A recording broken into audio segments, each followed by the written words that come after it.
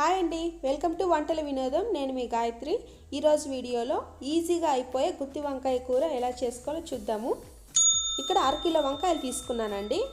అరకిలో వంకాయలకి ఒక నిమ్మ సైజ్ అంత చింతపండు తీసుకొని కడిగి నానబెట్టుకోవాలి.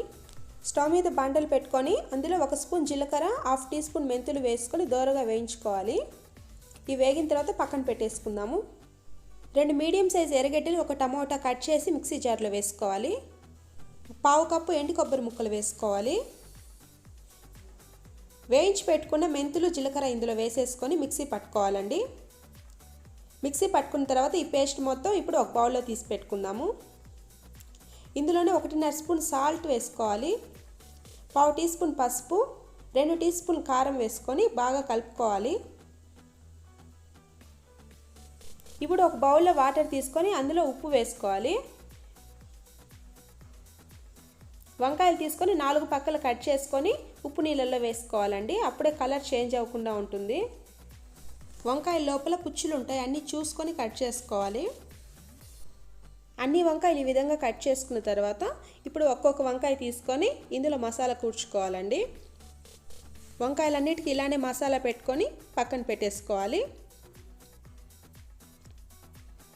ఇప్పుడు మిగిలిన మసాలాలో మనం నానబెట్టుకున్న చింతపండు రసం పిండి వేసుకోవాలండి. చింతపండు నానబెట్టుకునేటప్పుడు వేసుకున్న నీళ్ళే సరిపోతాయండి, మళ్ళీ ఎక్స్ట్రా వేసుకోవాల్సిన అవసరం లేదు.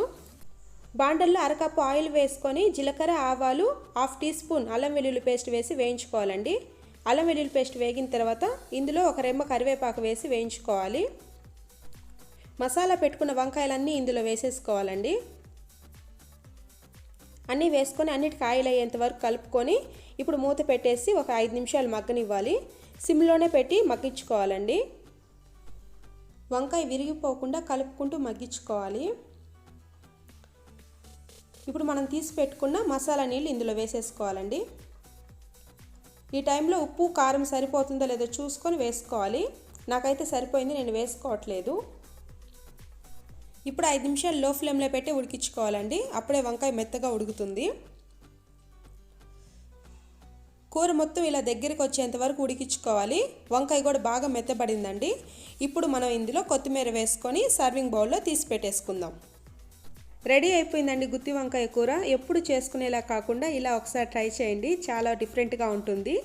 ఇది చపాతీలో కన్నా రైస్లోకి ఎక్కువ బాగుంటుంది. ఈ వీడియో మీకు నచ్చినట్లయితే నా ఛానల్ని లైక్ చేయండి, షేర్ చేయండి, సబ్స్క్రైబ్ చేసుకోవడం మర్చిపోవద్దు. బాయ్ అండి.